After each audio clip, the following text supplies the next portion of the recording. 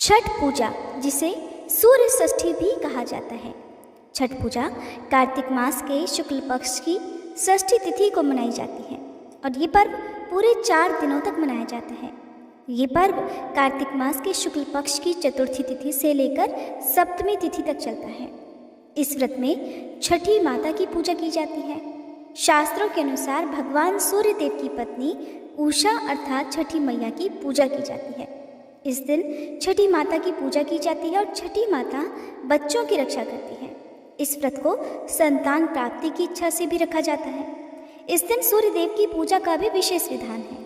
इस पूजा के द्वारा सूर्य देव को धन्यवाद दिया जाता है, जिनकी कृपा से ही इस संपूर्ण पृथ्वी पर जीवन संभव हो पाया है और जो हमें आरोग्य प्रदान करते हैं।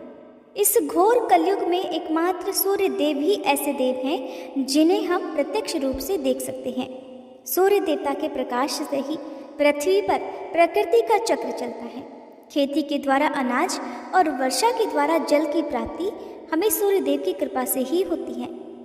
सूर्य षष्ठी की पूजा भगवान सूर्य देव के प्रति अपनी श्रद्धा और कृतज्ञता को दर्शाने के लिए ही की जाती है। ये त्यौहार बिहार, झारखंड, उत्तर प्रदेश और हमारे देश के कई सारे हिस्सों में बड़े खुशी के साथ, हर्षोल्लास, नियम और निष्ठा के साथ मनाया जाता है। इस त्यौहार में छठी माता और भगवान सूर्य को प्रसन्न करने के लिए स्त्री और पुरुष दोनों ही व्रत रखते हैं। तो आज आपको सुनाते हैं छठ पूजा की कुछ पौराणिक कथाएं। उससे पहले आप सभी को छठ पूजा की हार्दिक शुभकामनाएं।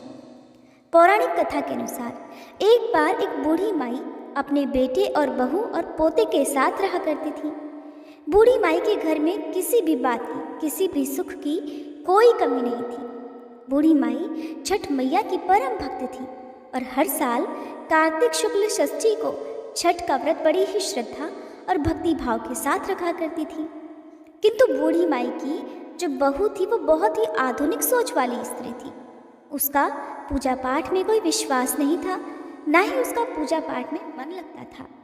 एक बार जब कार्तिक मास की शुक्ल पक्ष की चतुर्थी आई तो बूढ़ी माई तो बहुत प्रसन्न थी, क्योंकि उस दिन से छठ का 4 दिवसीय पावन त्योहार जो शुरू हो रहा था। बूढ़ी माई अपने घर की साफ सफाई में लग गई। उसने अपने बेटे को पूजा के लिए आम की लकड़ी और पूजन सामग्री लाने के लिए बाजार में भेज दिया। अब बूढ़ी माई ने अपने बेटे की सलामती और उसकी खुशियों के लिए छठ का व्रत किया। बूढ़ी माई ने अपनी बहू से कहा कि वो भी उसके पोते के लिए छठ का व्रत रखे, लेकिन बहू तो नए विचारों वाली थी। उसे इन सब बातों पर विश्वास ही नहीं था। वह अपनी सास से कहने लगी कि माँ जी, ये सारी बातें तो बिल्कुल बेकार हैं, मुझे इन सब में कोई विश्वास नहीं। ऐसा करने से क्या होगा? तब बूढ़ी माई ने अपनी बहू को छठ माई की महिमा बताते हुए एक पौराणिक कथा सुनाई। बूढ़ी माई बोली, बेटा, बहुत समय पहले की बात है। प्रियव्रत नाम के एक प्रसिद्ध राजा हुआ करते थे। उनके पिता का नाम स्वयंभू मनु था। राजा प्रियव्रत बहुत ही सदाचारी और धार्मिक प्रवृत्ति के मनुष्य थे, किंतु जब उनका विवाह हुआ तो विवाह के कई वर्षों के बाद भी उन्हें संतान सुख नहीं मिला। तब ऋषि कश्यप ने उन्हें पुत्रेष्टि यज्ञ कराने की सलाह दी। राजा प्रियव्रत ने पूरे विधि विधान के साथ पुत्रेष्टि यज्ञ का अनुष्ठान किया। उस यज्ञ में प्रसाद रूप में मिली हुई खीर को राजा प्रियव्रत ने अपनी रानी को खिलाया और इस यज्ञ के पुण्य प्रभाव से जल्दी ही राजा की पत्नी गर्भवती हुई। समय आने पर 9 महीने बीतने के बाद रानी ने एक बहुत ही सुंदर पुत्र को जन्म दिया, परंतु वह पुत्र मरा हुआ पैदा हुआ। राजा प्रियव्रत अपने उस मृत बालक के शव को लेकर शमशान में गए और एकांत में शमशान की भूमि पर बैठकर अपने मृत पुत्र को अपने सीने से लगाकर राजा बिलख बिलख कर रोने लगे। इतने में ही वहाँ पर एक दिव्य प्रकाश प्रकट हुआ। वह दिव्य प्रकाश एक दिव्य नारी में बदल गया। राजा ने उस दिव्य नारी को देखा तो हाथ जोड़कर उन्हें प्रणाम किया और पूछा, हे देवी, आप कौन हैं? राजा प्रियव्रत की बात सुनकर देवी ने उनसे कहा, राजन, भगवती मूल प्रकृति के अंश से प्रकट हुई मैं देवी षष्ठी हूँ और इस संसार में मैं छठी माई के नाम से जानी जाती हूँ। ऐसा कहकर छठ माता ने उस मृत बालक को उठा लिया और अपने प्रभाव से उसे पुनः जीवित कर दिया। जब राजा ने देखा तो वह स्वर्ण के समान सुंदर और स्वस्थ पुत्र छठी माता की गोद में खिलखिला रहा था। अभी राजा प्रियव्रत उस बालक की ओर देख ही रहे थे कि छठ माता उस बालक को अपने साथ लेकर आकाश में जाने लगी। ये देखकर राजा दुख से विह्वल हो उठा। उसके होठ कंठ तालू सूख गए और उसने माता की स्तुति की, जिससे छठ माता प्रसन्न हुई और कहा कि हे राजन, तुम सर्वत्र प्रकृति यानी सूर्य, उषा, जल और वायु की पूजा करवाओ और खुद भी करो। प्रकृति की आराधना से और समस्त संसार वर्ष भर सुखी और स्वस्थ निरोगी रहेंगे और दीर्घायु को प्राप्त होंगे। तब राजा प्रियव्रत ने सूर्य, उषा, जल और वायु की तथा छठी माता की पूजा की और व्रत किया। इस पूजा से प्रसन्न होकर छठ माता ने राजा को उनका पुत्र वापस दे दिया। तभी से कार्तिक शुक्ल षष्ठी के शुभ अवसर पर सूर्य, उषा, प्रकृति, जल और वायु के साथ छठी मैया की पूजा की जाने लगी। अपनी बहू को ये कथा सुनाकर बूढ़ी माई कहने लगी कि बेटी, छठ माता की महिमा तो ऐसी ही है कि स्वयं भगवान श्री राम और सीता मैया ने भी छठ का व्रत करके भगवान सूर्य देव का आशीर्वाद प्राप्त किया था। और तो और महाभारत काल में दानवीर कर्ण और पांडव भी छठ का व्रत कर चुके हैं। ये सुनकर वह आधुनिक युग और नए विचारों वाली बहू बोली, माँ जी, ये सब तो मनगढ़ंत और झूठी कहानियाँ हैं। मैं इन पर कोई विश्वास नहीं करती। ना तो मैं इतने घंटों तक भूखी प्यासी रह सकती हूँ और ना ही अपने शरीर को कष्ट दे सकती हूँ। ये व्रत तो माँ जी आप ही करो। बहू को फिर से समझाने की कोशिश की, लेकिन वह नहीं मानी। उल्टा वह तो अपनी सास और छठी माता का ही मजाक बनाने लगी। तब बूढ़ी माई ने अपनी बहू को फिर से समझाने का प्रयास किया और कहा कि बेटी, हजारों सालों से चली आ रही इस परंपरा का मजाक तो मत उड़ाओ और तुम भी मेरे पोते की दीर्घायु के लिए छठी माता का व्रत और पूजन करो। बूढ़ी माई की बातों को सुना अनसुना करके बहू वहाँ से चली गई। लेकिन बूढ़ी माई ने बड़ी श्रद्धा और विश्वास के साथ नहाई खाई का दिन किया और उधर बहू ने सारा दिन मौज मस्ती में बिता दिया।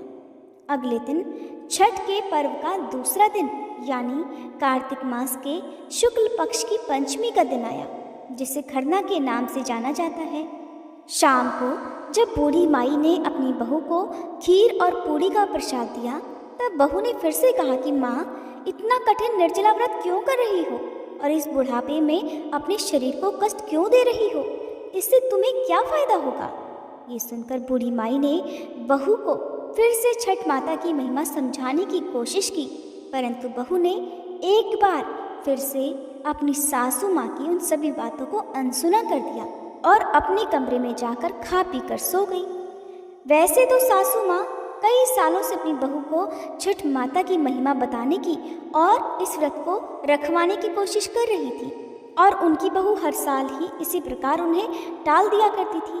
किंतु न जाने क्यों इस बार बूढ़ी माई का मन बहुत घबरा रहा था और वह मन ही मन बार बार छठी माई से प्रार्थना कर रही थी कि माँ, ये बच्ची तो नासमझ है, इसे क्षमा कीजिएगा। ये आपकी महिमा नहीं जानती, इसलिए आप इसको क्षमा कर दीजिएगा।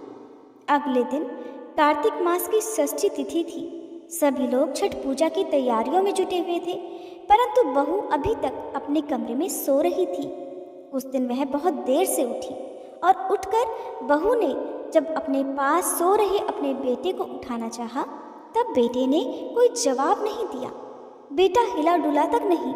ये देखकर बहू बहुत घबरा गई और वह भागी भागी अपने पति और सास को बताने के लिए गई। जब उन्हें ये बात पता चली तो सास और पति दौड़े दौड़े कमरे में आए। उन्होंने भी बच्चे को जगाने की कोशिश की, किंतु बच्चा हिला डुला भी नहीं, ना ही उसके शरीर में कोई हरकत दिखाई दी। ये देखकर सभी बहुत घबरा गए और वे उस बच्चे को लेकर वैद्य जी के पास गए, किंतु वैद्य जी ने उस बालक को देखकर उसे मृत घोषित कर दिया। वैद्य जी भी हैरान थे कि इतना अच्छा और स्वस्थ बालक अचानक से कैसे मृत्यु को प्राप्त हो सकता है। बालक को मृत देखकर सभी विलाप करने लगे। बूढ़ी माई का दिल तो पहले से ही घबरा रहा था। पोते की इस प्रकार मृत्यु हो जाने पर बूढ़ी माई के जुबान पर केवल यही शब्द थे कि हे छठी माई, क्षमा कर दीजिए, मेरे पोते के शरीर में सांस भर दीजिए। छठी माई, आप तो पुत्र देने वाली हो, उनका पालन पोषण करने वाली हो। तुम समय से पहले मेरे पोते के प्राण भला कैसे ले सकती हो? हे छठी माई, अगर हमसे कोई भूल हुई हो तो हमें क्षमा कर दो। बूढ़ी माई लगातार छठी माता से इसी प्रकार क्षमा मांगती हुई प्रार्थना कर रही थी कि वो उसके पोते को वापस लौटा दे।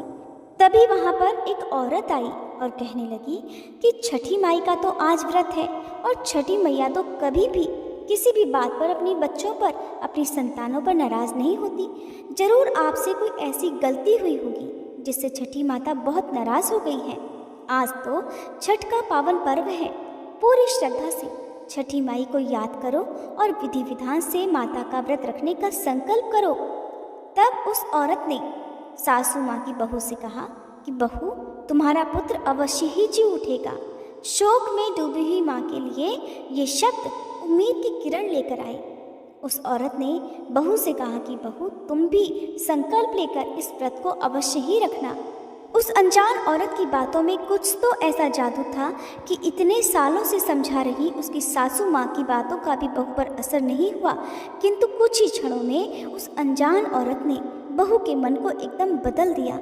बहू के मन में छठी माता के प्रति श्रद्धा और विश्वास भर गया और वह आंखें बंद करके छठी माता को याद करने लगी और छठी माता से प्रार्थना करके कहने लगी कि हे छठी माई, मेरे बच्चे को पुनर्जीवित कर दो। मैं अब से हर साल छठ का व्रत अवश्य ही रखूंगी। इस प्रकार आंखें बंद कर जब बहू छठ माता का व्रत रखने का संकल्प ले ही रही थी कि तभी उसने देखा कि उसकी गोद में बच्चा आंखें खोलकर मुस्कुरा रहा है। इतना बड़ा चमत्कार देखकर सभी परिवार वाले और वैद्य जी भी हैरान हो गए। बालक को जीवित देखकर जैसे ही बहू ने आंखें खोलकर उस अनजान औरत को धन्यवाद करने के लिए अपना सिर घुमाया तो देखा कि वह औरत तो वहाँ पर थी ही नहीं। सभी समझ गए कि हो ना हो वह अनजान औरत अवश्य ही छठी माता थी, जो स्वयं इस व्रत की महिमा समझाने और उसे ज्ञान देने के लिए आई थी। इसके बाद तो बहू ने बूढ़ी माई के साथ मिलकर पूरी श्रद्धा से छठ पूजा की तैयारी की।